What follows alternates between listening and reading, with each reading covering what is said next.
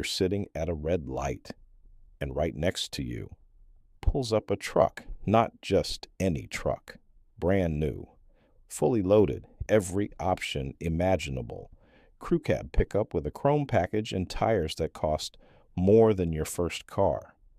The window rolls down, and you recognize the driver. It's your coworker, the same one who was complaining about grocery prices last Tuesday. And you sit there thinking, how? How is that person making roughly what you make, driving something that looks like it came straight out of a commercial? What do they know that you don't? What are you missing? Here's the thing. You're probably not missing anything. And by the end of this video, that truck is going to look very different to you. My name is James, and I spend way too much time thinking about the mechanics of how everyday financial decisions quietly shape people's entire lives. If you're someone who's ever felt behind because everyone around you seems to be living large while you're trying to actually build something real, make sure you hit that subscribe button and give this video a thumbs up if it helps. Now, let's talk about what's really going on with these insane car payments. Because here's what most people don't realize. The majority of people driving those expensive trucks and luxury SUVs are not wealthy. According to Experian's State of the Automotive Finance Market Report, the average new car payment in the U.S. hit over $735 a month in 2023. Every single month, and new vehicle sales keep climbing. So how is this even possible for average income households? The answer is one word: payment. Think about the last time someone told you they bought a new car. Did they say, "I just bought a $60,000 SUV"? Almost never. What they actually say is, "I got the payment down to like $800 a month." That one mental shift from total price to monthly payment is where the whole thing falls apart. And the auto industry has known this for decades. This is where it gets really interesting. 20 years ago, the standard car loan was 48 months. 4 years. That was it. Now, the most common loan term is 72 months. And 84-month loans, that's 7 years of payments, have become completely normal. Some lenders are even pushing 96 months, 8 years, on a vehicle that will be worth almost nothing by the time you pay it off. Here's what that looks like in real numbers. Say someone is looking at a $58,000 truck. On a 48-month loan at 7% interest, the monthly payment is around $1,390. That feels brutal. Most people walk away, but stretch that same loan to 84 months. The payment drops to about $875 a month. Suddenly it feels survivable. I can work with that, but here's the catch. The total cost just went from about $66,000 to over $88,000. Nobody is doing that math at the dealership. They're just looking at the monthly number. And look, this is not an accident. Dealerships are trained to sell payments, not prices. The second you tell a salesperson your budget is around $700 a month, you've handed them the keys. They can now stretch almost any vehicle into that window, no matter what it actually costs. But the monthly payment trap is just chapter 1, because there's a second layer to this that keeps people stuck for years. It's called negative equity, and it is financial quicksand. Here's how it works. New vehicles lose value fast, embarrassingly fast. According to Carfax, most new cars drop somewhere between 15 and 25% of their value in the first year alone. So if you bought that $58,000 truck and it's now worth $44,000, but you still owe $51,000 on the loan, you are underwater by $7,000. Now imagine you want to trade it in. The dealer smiles and says, "No problem. We'll just roll that balance into your next loan." And this is how the cycle begins. You're not just financing a new car. You're financing part of your old car, plus the new car. And if you do it again the next time around, the debt keeps stacking. According to Edmunds, nearly 1 in 3 trade-ins in recent years carried negative equity, with the average underwater amount sitting around $5,000 to $6,000.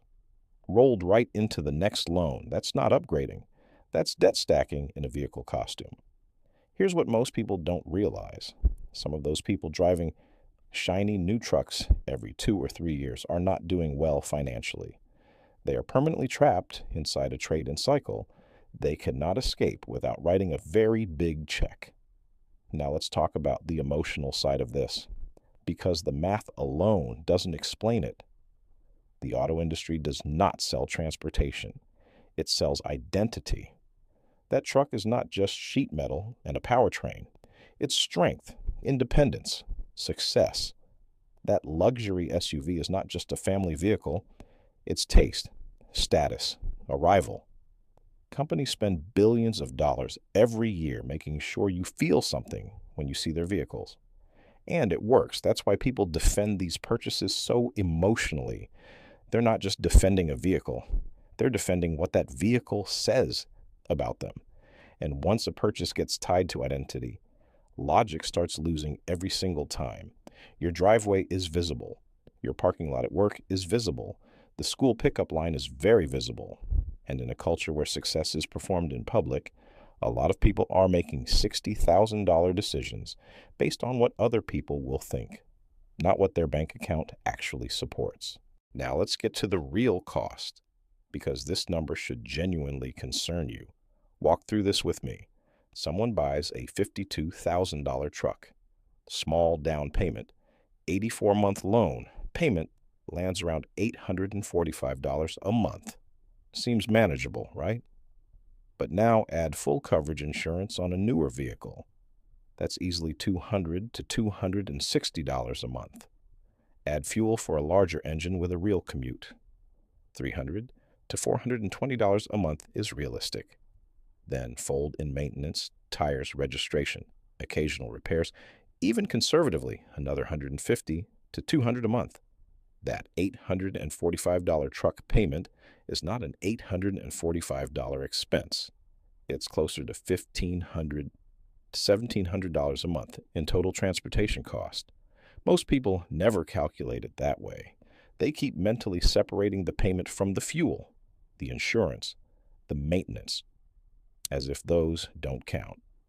But your budget does not care how you label it. The money leaves the same account. Now, imagine a two-income household where both people are doing this. You could easily be looking at a family spending more on vehicles than on their mortgage. That is not a flex. That is a liability on four wheels. And here's the part that really matters.